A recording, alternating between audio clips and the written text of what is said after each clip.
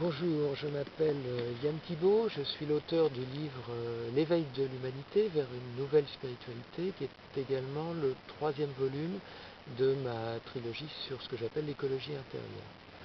Donc dans cette vidéo, je voudrais vous parler de la question de l'éveil, de la question de la spiritualité. Alors quel rapport y a-t-il entre éveil et spiritualité? Voyons déjà ce qu'est l'éveil, parce que c'est quelque chose, c'est un concept, une notion qui n'est pas évidente pour tout le monde. Dans notre tradition culturelle, si on tourne le bouton de la radio ou de la télévision, on n'entend pas parler d'éveil toutes les 5 minutes, c'est le moins qu'on puisse dire. On nous parle de tout sauf ça, en fait. Et c'est d'autant plus intéressant de s'y intéresser. Alors l'éveil, en fait, c'est un mot qu'on trouve dans le bouddhisme. Le Bouddha est dit être l'éveillé ou l'illuminé. Éveillé, bon, le terme d'éveil là est évidemment un symbole, une métaphore.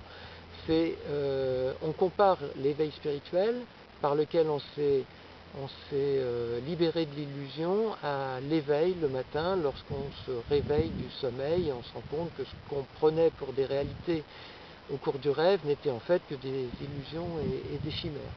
Et que la réalité est d'un autre ordre. C'est tout à fait ça. Lorsqu'on vit un processus d'éveil, on se rend compte que ce que l'on prend pour la réalité, ce que l'on prend pour nous-mêmes, est en fait une illusion. Et l'éveil a de nombreuses caractéristiques extrêmement intéressantes, si je puis dire.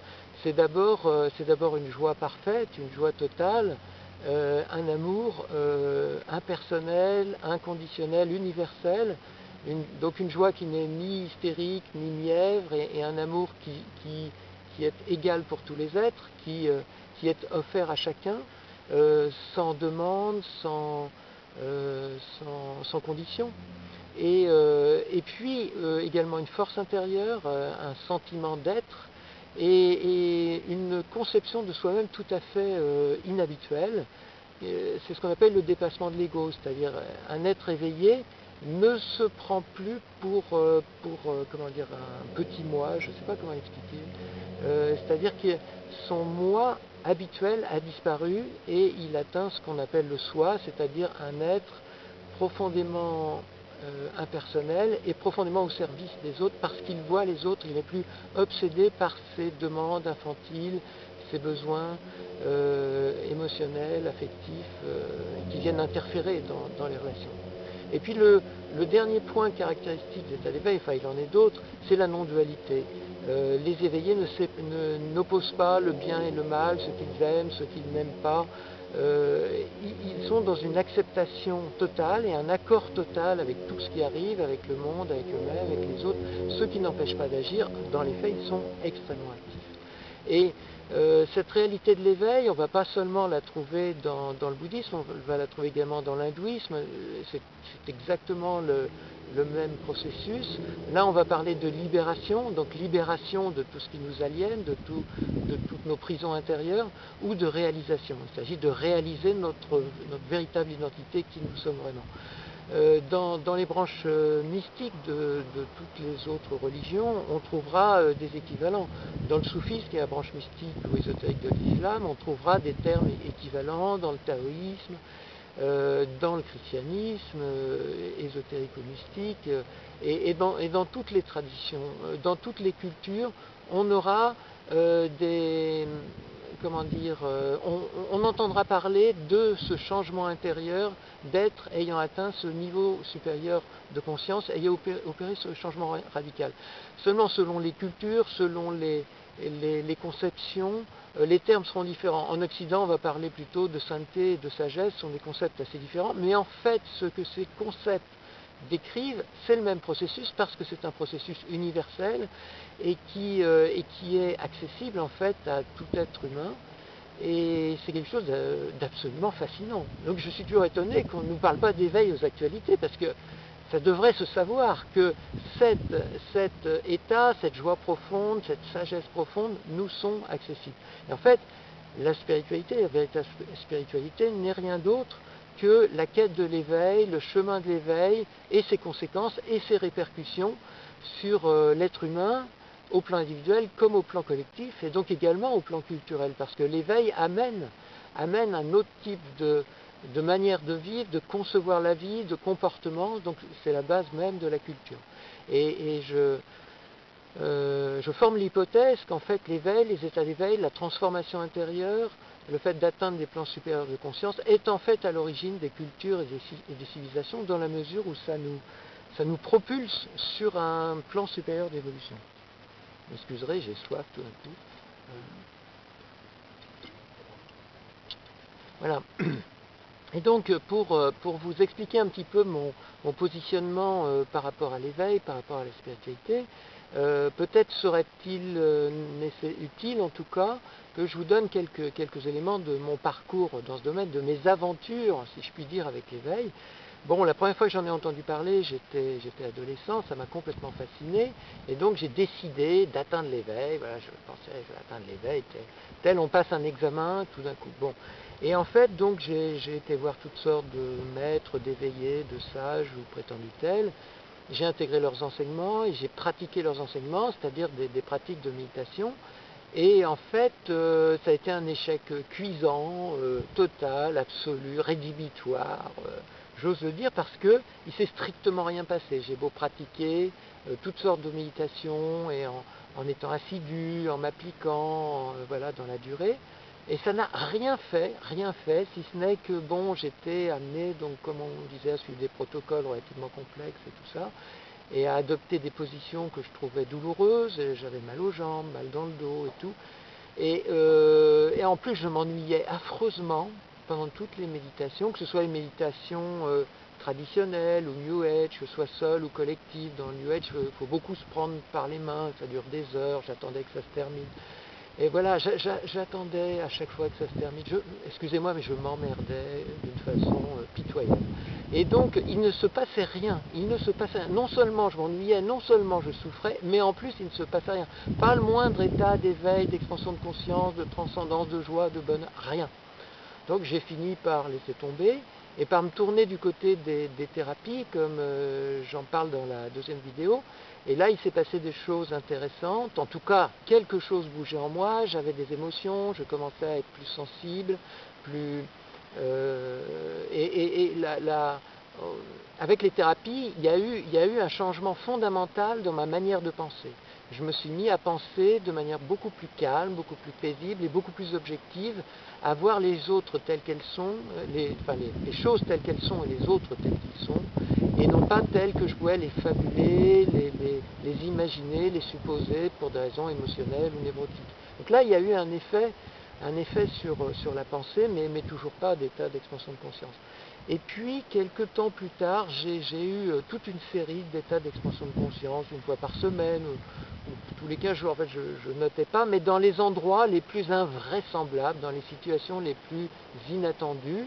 Une fois, c'était dans le métro, dans un ascenseur, au restaurant administratif, dans la rue, devant la télé, dans le train. Bon, c'était toujours quand je m'y attendais pas. Et alors, j'ai fini par comprendre un certain nombre de choses. C'est que les postures de méditation rigides, hiératiques, où on s'imposait des protocoles, on était concentré sur ce qu'il fallait faire, il fallait répéter un mantra, il fallait visualiser ceci, ou sur tel ou tel, se concentrer sur tel ou tel chakra ou partie du corps.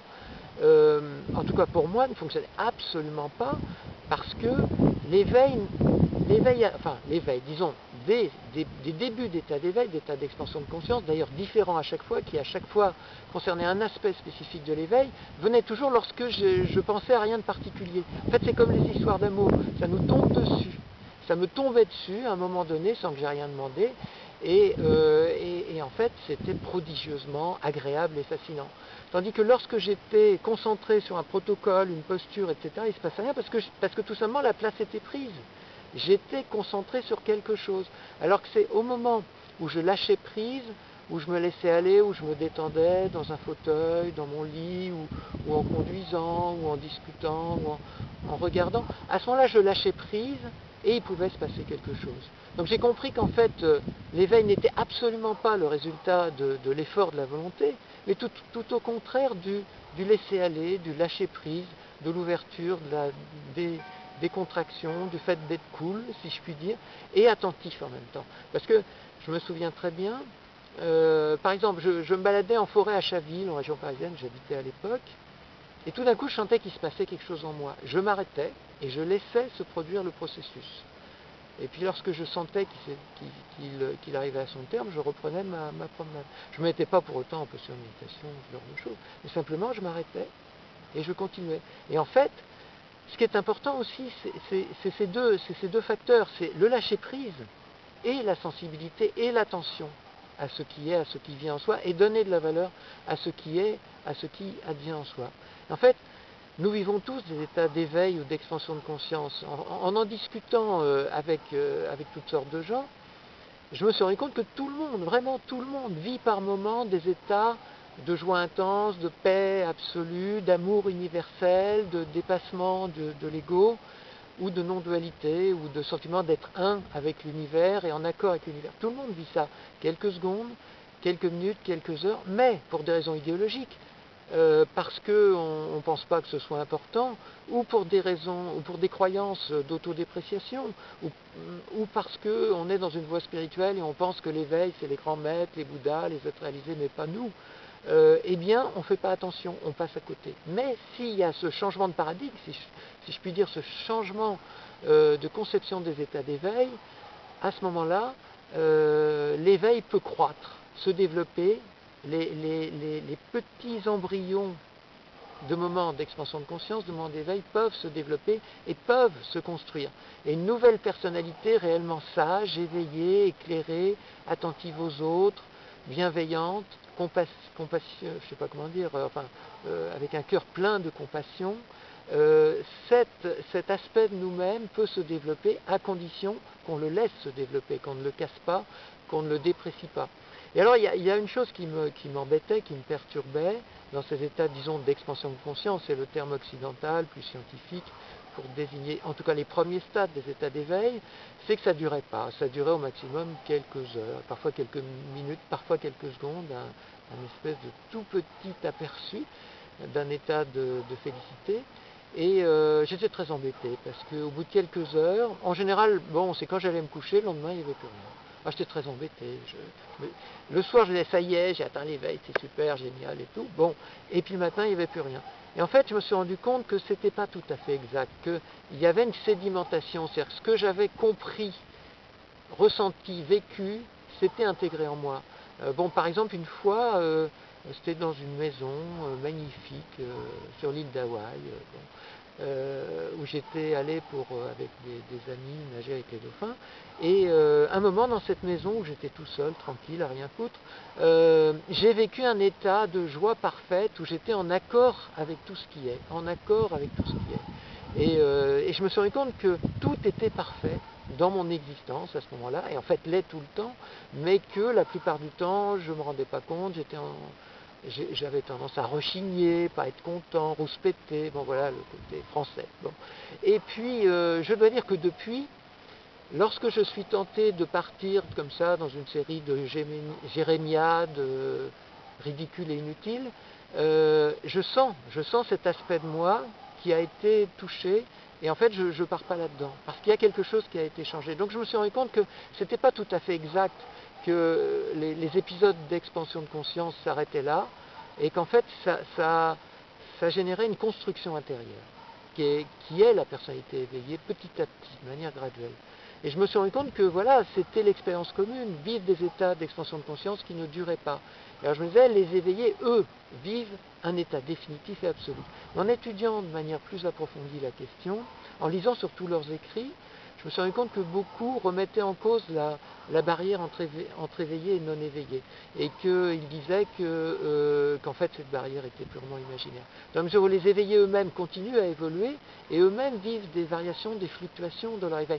Ils ont encore pour certains d'entre eux des émotions, mais comme ils les acceptent, c'est plus un problème. Et en fait, je me suis rendu compte au final qu'il n'y avait absolument aucune différence entre les éveillés et les non-éveillés, même si ce que je dis peut choquer votre représentation habituelle de l'éveil, de la spiritualité. Et je ne suis pas le premier à le dire, ni le seul. C'est quand on veut bien lire les textes des éveillés, c'est une idée qui revient de manière très très récurrente. Et qu'en fait, au lieu de faire cette barrière, au lieu de se poser la question toujours est-ce que machin est éveillé, est-ce que truc est éveillé, c'est ce que j'appelle le syndrome de mon gourou lave plus blanc, mon gourou a une grosse voiture et le tien a une petite voiture. C'est-à-dire une attitude parfaitement infantile dans laquelle on prend le gourou pour le père, etc. Bon, au lieu de hiérarchiser comme ça les gourous, un tel est éveillé, et de se hiérarchiser soi-même, se dire moi je suis pas éveillé, machin est éveillé, ce qui veut strictement rien dire, et au lieu de se mettre derrière quelqu'un qui serait un gourou, un maître, un guide, et on participerait en quelque sorte de son éveil, de son accomplissement, si on revenait à soi et si on sentait ce qui se passe en soi, on sentait naître peu à peu cette joie, cette puissance personnelle, cette sagesse, cette intelligence profonde, c'est ce qui me paraît essentiel. Et c'est l'intérêt de ce changement de concept que je propose, que j'appelle la démocratisation de l'éveil, l'idée d'un éveil progressif, graduel, et qui correspond à mon avis bien davantage à la réalité. Et pour finir, et peut-être en résumé, je voudrais vous indiquer ce que j'appelle les 4 lois de la spiritualité naturelle ou spontanée. Cette première loi étant l'éveil est notre nature éternelle, ce que nous sommes profondément, notre identité véritable, notre essence. Ça, c'est quelque chose dont on se rend compte en état d'expansion de conscience. On se rend compte que l'on est des êtres, j'allais dire divins, mais bon, ce vocabulaire peut être sujet à caution, critique ou contestation. Disons des êtres d'un très haut niveau de conscience, d'une incroyable sagesse, d'une incroyable beauté, d'un amour magnifique. Et ça, on s'en rend compte quand on vit cet état d'expansion de conscience. Mais on ne s'en rend pas compte du tout quand on est dans l'état ordinaire, dit limité ou sujet aux illusions et aux croyances de toutes sortes. Et donc, en fait, c'est une affirmation, mais c'est une affirmation qui est celle des éveillés, précisément, maintenant, à chacun de voir. Mais je le pose comme loi du processus d'éveil ou d'expansion de conscience, donc de la spiritualité naturelle ou universelle ou éternelle, parce que c'est tout simplement le sentiment, le ressenti que l'on a lorsque l'on vit ces états. Et donc, dans ce moment-là, on sent que c'est la vérité. Mais comment l'expliquer? Ça ne peut pas être prouvé, c'est juste un ressenti. Et puis, la deuxième loi de la spiritualité naturelle, si je puis dire, c'est que l'éveil nous est caché par un brouillard plus ou moins dense, un mur plus ou moins épais de croyances et d'illusions. Ces croyances et ces illusions de représentation, d'idées toutes faites, de conception, d'idéologie en fait, de résultats de l'adhésion à des idéologies, quelles qu'elles soient, qui fait que nous avons des cadres prédéfinis, des manières d'interpréter le réel. Et c'est la raison pour laquelle bien souvent les enseignements spirituels nous éloignent de l'éveil. Parce que, à force d'intégrer de nouveaux enseignements et de se dire je dois être comme ci, je dois dire ci, je ne dois pas dire ça, je dois penser ci, je ne dois pas penser ça, on s'éloigne de l'éveil, puisqu'on s'éloigne de nous-mêmes, de notre spiritualité naturelle et spontanée, puisqu'on s'impose des cadres référentiels, des cadres de pensée. Et troisième loi, logique, l'éveil naît lorsque l'illusion s'effrite, lorsque l'illusion s'efface, lorsque l'illusion s'écroule. Cette illusion étant évidemment toutes ces croyances, toutes ces idées, toutes faites, tous ces a priori, tous ces dogmes que l'on a sur l'éveil, sur nous-mêmes, sur les autres, le monde, la réalité. Et donc c'est le moment où on cesse de croire que l'on peut commencer à s'éveiller. Parce que ces croyances ne viennent pas de nous, et elles ne viennent pas de notre vie intérieure, notre expérience intérieure, mais d'autrui. Et donc, c'est la raison pour laquelle notre époque est une fantastique époque d'éveil, parce que toutes les idéologies politiques, économiques, religieuses, philosophiques, tout ce qu'on voudra, tout s'effondre. C'est merveilleux. C'est une incroyable opportunité, une incroyable chance pour l'humanité, qui fait que, comme on n'a plus de référents, comme on ne peut plus jouer ce jeu infantile de se cacher derrière le papa spirituel, le gourou, le papa politique, le chef de parti, etc., peut-être est-ce qu'on va commencer à devenir adulte, c'est-à-dire à s'assumer comme étant soi-même source de connaissance, de sagesse et de joie. Et donc c'est la raison pour laquelle je pense, avec toutes ces crises, les gens sont obligés de penser par eux-mêmes et de remettre en cause sans doute le modèle dominant et de se tourner vers l'alternative, d'inventer eux-mêmes des réponses, des solutions. Notre époque est une prodigieuse et fantastique opportunité d'éveil. Et enfin, en quatrième loi de la spiritualité naturelle, je dirais, l'éveil est le mouvement même de la vie. Et c'est la raison pour laquelle l'éveil est au cœur de la vie, et c'est au cœur de la vie que les moments d'éveil ou d'expansion de conscience peuvent le plus évidemment survenir. Parce que au cœur de la vie, nous sommes confrontés à des situations, on a des décisions à prendre, donc on se tourne vers soi, on réfléchit, on analyse, on ressent, on est, on existe. Voilà, dans la vie elle-même. Alors, l'éveil et le mouvement même de la vie, ça signifie quelque chose de très profond. C'est qu'en fait, l'éveil nous court après. C'est-à-dire que l'être en nous, l'être éveillé, veut constamment se manifester, s'exprimer, puisque c'est le fond de notre nature. Donc en fait, l'éveil n'est pas à rechercher, mais à cesser de fuir, à accepter, à reconnaître, à vivre.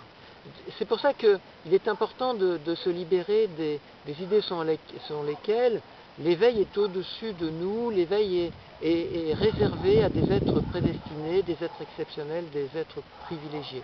Et si on reconnaît notre propre éveil, car nous sommes tous fondamentalement un être éveillé, simplement nous ne le savons pas, nous le cachons, nous l'ignorons, à ce moment-là, on peut laisser vivre ce processus d'éveil en soi, c'est-à-dire concrètement prêter attention aux moments de joie, aux moments d'amour, par exemple dans la relation avec les enfants, c'est si facile d'aimer les enfants. Et l'enfant précisément montre bien par son amour pur, sa spontanéité, sa joie de vivre incroyable, sa puissance de vie incroyable, que nous sommes cet éveil, mais nous l'avons perdu. Il s'agit juste de le retrouver en prêtant attention à ce qui se passe en soi. Et je crois que là réside l'essence de la véritable méditation, prêter attention à ce qui se passe en soi et laisser se développer, laisser s'épanouir, laisser croître les processus spontanés d'éveil, d'expansion de conscience, de joie profonde, d'intelligence. Et c'est précisément, et c'est là où je voudrais en venir, l'objet même de la culture. Je me suis rendu compte que chez beaucoup d'artistes, de scientifiques, de philosophes, l'éveil était présent. D'ailleurs, un grand nombre de romanciers, par exemple, ou d'artistes, décrivent des processus d'expansion de conscience. Donc je me suis rendu compte qu'en fait, il fallait sortir de l'éveil des temples, des monastères, des ashrams, etc. Cesser de penser que c'était limité à cette sphère-là, la spiritualité qui est un domaine à part, mais qu'en fait l'éveil est dans tous les secteurs de la culture humaine, dans tous les aspects de la culture humaine, et qu'il explique en fait les réalisations les plus positives, les plus intelligentes, les plus constructives de l'espèce humaine. Et je crois que si nous voulons créer un nouveau monde, si nous pensons qu'il peut y avoir une fin heureuse à toutes ces crises, ça ne se produira pas sans un changement intérieur et profond de l'être humain lui-même, et c'est pour ça que je parle d'éveil de l'humanité. Je crois que ce processus est déjà en cours, je ne suis pas le seul à le dire, à travers notamment, je donne juste deux éléments, l'exigence de dignité, l'exigence de respect qu'on trouve chez tous les peuples depuis 10 ou 20 ans, qui font tomber l'une après l'autre toutes les dictatures. C'est pas facile, mais c'est l'expression, la manifestation de l'éveil de l'humanité, l'affirmation de son droit au bonheur, à la dignité, au respect. Et autre chose, toutes les initiatives positives qui sont prises de par la planète dans le domaine de l'écologie, du respect des femmes, du respect des pauvres, pour plus de justice, etc., etc. Ceci est également la manifestation de l'éveil de l'humanité, parce que ceci n'est possible que de la part d'esprits et de cœurs éclairés. Donc l'éveil de l'humanité est en cours, donc plutôt que de nous désoler devant le spectacle des crises qui s'amoncellent et vont peut-être continuer un certain temps, tout au moins, voyons ces crises comme le signe annonciateur, le révélateur et l'opportunité de changer les choses et de vivre ce qui est au fond de nous, c'est-à-dire notre prodigieux, magnifique enfin, éveil, notre prodigieux et magnifique éveil. Voilà, je vous remercie de m'avoir écouté. À bientôt pour une prochaine vidéo.